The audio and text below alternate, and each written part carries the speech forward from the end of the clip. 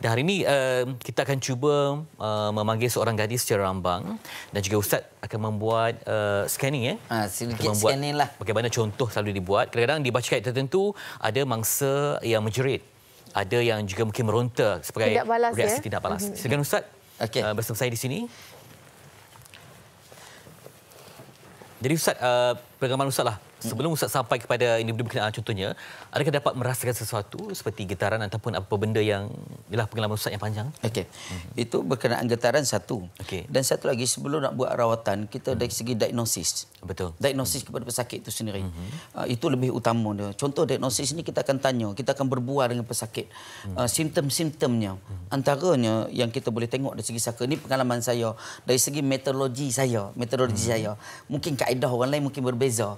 Tapi lebih kurang saja kebiasaannya. Biasa ada tak elemen penolakan pada peringkat awal tu? Macam tidak suka kepada perbualan itu ataupun memang nampak Ustaz jadi memang ada penolakan? Biasanya kalau yang agak ketara ataupun agak kuat, yang maknanya gangguan tu berada sepenuhnya di badan. Bila berada sepenuhnya di badan, yang pertama sekali bila datang untuk buat rawatan dia tak mau. Tak mau. Daripada awal lagi biasanya. Daripada di rumah lagi, dia dah mula menolak. Ada saja alasan untuk datang buat rawatan, ada saja alasan. Dan itu antara yang kuatlah. Kadang-kadang bila sampai pusat rawatan atau nak masuk rumah untuk buat rawatan pun dia dah mula tak nak masuk. Dan bila masuk saja dia akan kadang-kadang belum buat apa-apa lagi dah mula ada tindak balas. Kalau di rumah Ustaz mungkin kerana sebelum tu kita perlu pastikan tidak ada objek-objek yang bahaya. Bimbang bangsa itu akan tidak balas seperti memegang objek yang tajam dan menyerang orang sekeliling atau macam mana? Biasanya saka ni dia jaranglah, tetapi ada kes-kes yang mana sebab tu bila kita nak buat rawatan kita akan pastikan rawatan tempat sekeliling kita agak selamat, bukan di kawasan-kawasan yang boleh dicapai benda-benda tajam atau benda-benda yang berbahaya. Ini contoh bagaimana proses diagnosis dan pengesanan dibuat. Ustaz, kalau ianya berlaku, contohlah dalam kalangan kita, keluarga kita, tak jauh lah, kita tak nak semua ni. Tapi apa tindakan awal yang kita sendiri boleh lakukan di rumah? Yang pertama sekali, kebiasaannya saka ni tidak akan terjadi, dia tidak akan keluar melainkan setelah diusik. Maknanya kena ada benda trigger dia. Contoh macam, saya tak pasti, saya pun tak kenal. Tak kenal kita punya model hari ni. Saya rambang je ambil, saya pun tak kenal. Jadi, saya pun tak pasti lagi sama ada pun tidak, tapi dari segi tadi saya dah sembang sekejap tanya diagnosis tu mungkin ada sedikit gangguan itu, tapi wallahu alam.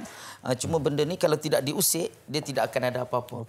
Tapi bila mana diusik, maksudnya diusik itulah kita bacakan ayat ruqyah. Ustaz dapat mulakan sebagai kita nak memberi ilmu kepada penonton hari ini. Biasanya kita akan mana-mana pelbagai kaedah, ada setengah letak tangan atas kepala, tapi hari ini saya tak letaklah. Kita cuba bacakan saja, kita cuba dengarkan saja bacaan Quran, mudah-mudahan dia tidak ada apa-apa, mudah-mudahan insya-Allah. Astaghfirullahalazim allazi la ilaha illa huwal hayyul qayyum wa atubu ilaih. Astaghfirullahalazim allazi la ilaha illa huwal hayyul qayyum wa atubu ilaih. Astaghfirullahalazim allazi la ilaha illa huwal hayyul qayyum wa atubu ilaih. La ilaha illallah wahdahu la syarika lah. Lahul mulku wa lahul hamdu yuhyi wa yumiitu wa 'ala kulli syai'in qadir. La haula wa la quwwata illa billahil 'aliyyil 'azim.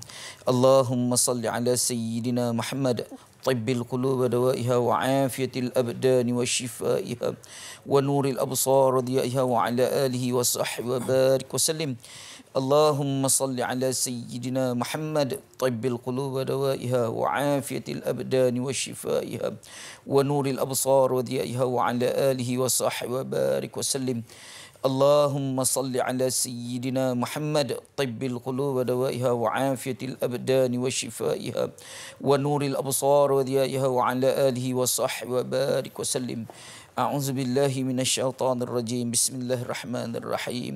وقل جاء الحق وزحق الباطل إن الباطل كان زحوقا.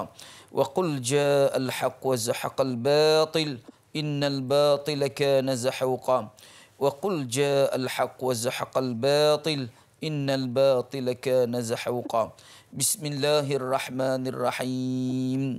ومن أعرض عن ذكري فإن له معيشة ضنكا ونحشره يوم القيامة أعمى قال ربكما هشرتني أعمى وقد كنت بصيرا قال كذلك آتتك آياتنا فنسيتها وكذلك اليوم تنسى بسم الله الرحمن الرحيم وقدمنا إلى ما عملوا من عمل فجعلناه هباء منثورا وقدمنا إلى ما عملوا من عمل فجعلناه هباء منثورا وقدمنا إلى ما عملوا من عمل فجعلناه هباء منثورا. Sadaqallahul azim. Cukup sekat dulu saya. Ya, tapi Ustaz tadi nampak ada isakan tangisan ya. Ada tangisan. Maksudnya ada sesuatu yang mendampingi dia. Ada sesuatu mendampingi dia. Dan saya pun tak sembang banyak tadi. Dia ada dua. Satu berkaitan saka, satu berkaitan sihir. Saya tak pasti tapi di antara keduanya tu nampak lebih kepada saka dari segi suatu diagnosis tadi. Itu dia. Atau mungkin ada pelalau Ustaz. Pelalau ni sebenarnya yang dikata dia salah satu sihir. Pelalau ni ialah menghalang jodoh. Okey. Menghalang daripada kita untuk mudah. Memang jodoh Allah tentukan. Yeah. Tapi kadang-kadang masyarakat kita ni diambil jalan mudah untuk menghalang satu pernikahan. Contoh Fitri. Contohlah saya buat contoh. Fitri suka kat dia. Tiba-tiba dia nak kahwin dengan orang lain. Jadi Fitri akan buat satu benda supaya dia tak boleh kahwin. Itu yang dimaksudkan dengan pelalau itu saja. Ya, okey. Bila dah tahu ada isakan tangisan itu bagi tanda, jadi maksudnya kenalah mendapatkan rawatan. Ini antara tanda dia yang perlu buat rawatan susulan lah. Perlu buat rawatan. Dan Ustaz, dalam keadaan begini apa yang perlu kita lakukan? Sebab kalau rawatan begini biasanya kita akan dapatkan dengan air lah. Dapatkan air untuk kita tenangkan semula. Tapi tak teruk. Tak teruk sangat. Sebab tapi kalau dibaca keseluruhan ayat ruqyah mungkin akan keluar tindak balas. Seperti mana yang kita tengok tadilah ditayangkan sebelum ini, tindak balas itu ada pun kemungkinannya lah. Ada kemungkinannya. Ada kemungkinan. Ustaz, sebab Allah dah kata dah banyak-banyak dosa yang tidak diampunkan adalah dosa syirik ni menyekutukan Allah. Tapi bila kita cerita tentang saka ni, ianya diwarisi. Yang usul itu yang mengamalkan, yang kita mungkin dapat tanpa rela. Kita tak nak pun benda itu tapi benda itu mendamping kita. Kan? Itu yang dikatakan dengan saka mewarisi. Apa hukumnya kepada maknanya bagaimana Islam melihat mereka yang mewarisi itu bukan secara rela? Okey, yang mewarisi ini yang tak tahu pun benda tu. Jadi kita tidak bersalah. Jadi bila makna kita tidak bersalah dari hukum ni kita tak ada kesalahan, jadi tidak ada apa-apa untuk kita. Tidak ada masalah. Tapi bila mana kita tahu kita ada masalah, cuba untuk rawat. Cuba untuk rawat. Dan sebenarnya dalam segi sama ada saka ke sihir ke apa-apa gangguan, yang paling penting macam mana kita tangani COVID juga. Itu pencegahan. Pencegahan. Ada beberapa kaedah pencegahan. Antara dia yang mana sempat saya ceritalah. Antara dia lazimi membaca suratul Baqarah. Suratul Baqarah lazimi. Mana kita baca setakat ikut kemampuan kita yang pertama. Yang kedua melazimi juga ataupun jadikan amalan ayatul kursi. Dengan 11 kali bacaan. Sekali baca buat 11 kali. Dan biasanya kalau dari segi kaedah perubatan dia ada dengan 9 wakaf lah apa semua. Tapi itu boleh dipelajari. Kebiasaannya kita akan bagilah kepada pesakit-pesakit. Dan lagi kita nak tanya juga saya kepada adik Syakila, bukan nama sebenar. Apa yang dirasakan tadi ketika mendengar ayat suci Quran? Saya rasa sedih. Sedih? Saya tak tahu sebab saya jenis yang berkesan nangis dan saya dah lama tak menangis. Even mak saya pun cakap juga yang macam hati saya macam dah mati. Sedih sebab apa? Ada tak? Tak tahu. Masa tu tak ada gangguan apa-apa? Macam maksudnya bunyi berdesing tidak? Saya berdebar je daripada tadi. Berdebar.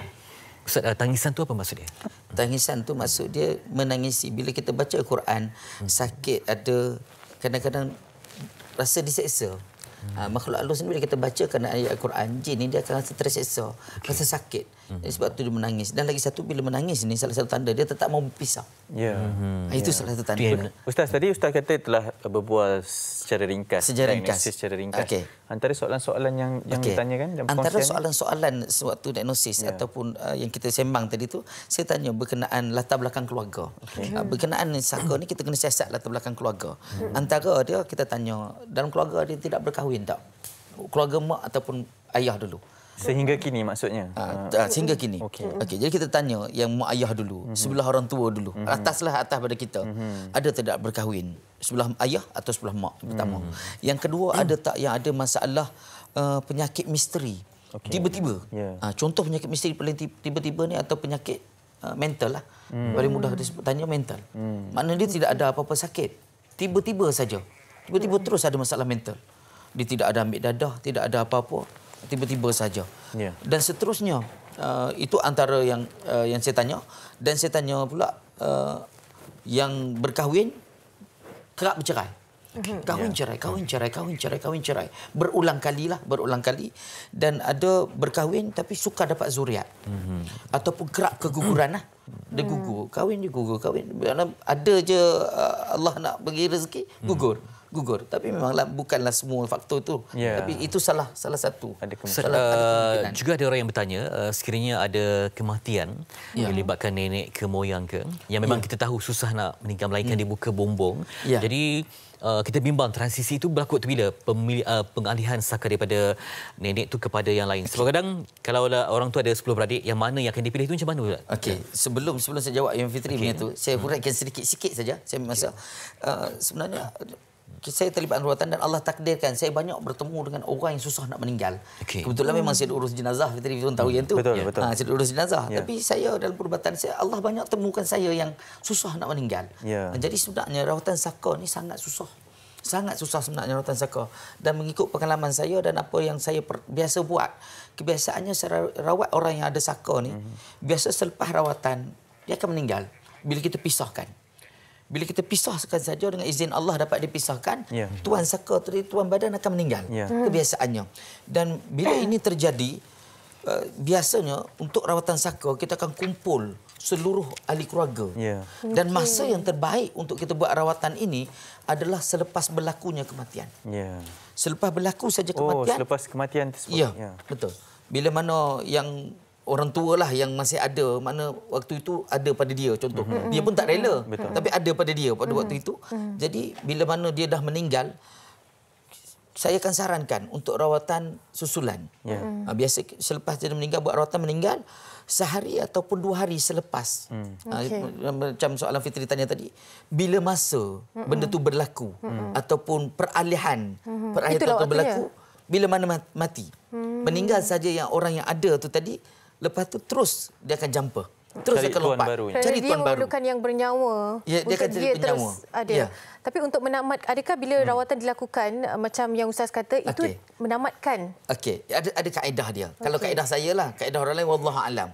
Kaedah saya bila mana selepas saja buat rawatan, bila mana yang sakit tadi meninggal, hari kedua atau hari ketiga selepas kematian, saya akan datang semula ke rumah dan berkumpul semua ahli keluarga, waris yang tinggal. Waktu itu kita akan bacakan ayat-ayat ruqyah syar'iyah pada waktu itu. Kita akan tahu pada waktu itu salah seorang ahli keluarga dia akan ada tindak balas. Salah seorang ahli keluarga. Waktu kita dah tahu dah. Itulah dia duduk dia. kat sini. Itulah dia. Dan waktu inilah paling mudah untuk kita putuskan rantaian ini. Dengan kita kaedah-kaedah perjanjian ayat-ayat ruqyah tertentu, kita putuskan terus rangkaian ini. Dan kenapa mudah waktu ini? Kerana dia belum menjadi darah daging. Belum, baru lagi nak dalam proses tu. Baru dalam proses 1 hari 2 hari. Jadi dia belum menjadi darah daging. Waktu inilah paling mudah untuk kita putuskan saka itu sendiri dan biasanya dia tidak akan ikut lagi. Okey, Ustaz, sangat menarik sebab kami dari duduk pun dah berdiri dah ni nak bertanyakan soalan. Tapi ini mungkin soalan terakhir kita secara ringkasnya. Kita dah mungkin kita pun ilmu tu tidak seberapa di dada. Kita hanya percaya pada Allah yang satu. Tapi sebagai pendindingnya dalam menghadapi perkara-perkara yang membabitkan memesongkan akidah ni, Ustaz. Okey. Antara perkara-perkara yang kita boleh buat ataupun yang pertama sekali pencegahan yang saya cerita tadilah. Pencegahan itu sendiri selain daripada lazimi, saya sambung sikit kita dah baca surah Al-Baqarah. Dah baca ayatul kursi. Saya boleh sambung pula dengan 3 kul. Mana kita boleh pilih, bukan saya suruh buat semua, tidak. Boleh pilih salah satu ayat-ayat ni dan satu lagi ayat ni ayat cukup hebat. Ayat benteng, ayat hijab, ayat dinding, ayat pagar, macam-macam ayat, iaitu dalam surah Yasin ayat ke-9. Hanif pun biasa baca kok. Pernah dengar ayat tu? Pernah buat tak? Biasa kat Roblox. Saya hanya saya baca Yasin setiap kali baca Yasin jelas saya tak. Okey, sebab biasa kat Roblox ni boleh amalkan kat Roblox. Tapi jangan waktu PKP ni janganlah. Okey, itu ayat 9 dari surah Yasin. Bismillahirrahmanirrahim. Wa ja'alna min baini aydihim saddan wa min khalfihim saddan fa aghshaynahum fahum la yubsirun. Sadaqallahul azim. Amalkan ayat tersebut. Jangan salah guna lah. Jangan salah guna. Okey. Dan yang terakhir sekali iaitu bismillahillazi La yadurru ma'asmi syai'un fil ard wala fis sama' wa samiul alim. Jadikan amalan, jadikan zikir. Ini antara perkara yang kita boleh buat untuk pencegahan. Cegah lebih baik daripada rawat. Saya sangat tertarik sebab sebenarnya tak perlu pun kantung kuning ke tak perlu, tak kan? perlu, ada kaedah yang ada itu amalan yang kita buat, tapi kena kerap lah, kena sentiasa buat, itu amalan zikir ni tak semestinya kita duduk atas sejadah saja. Jadi waktu kita masak, waktu memandu tengah-tengah jam, tapi sekarang tak ada jam, alhamdulillah tak ada jam. Sambil-sambil Itu antaranya amalan kita boleh buat.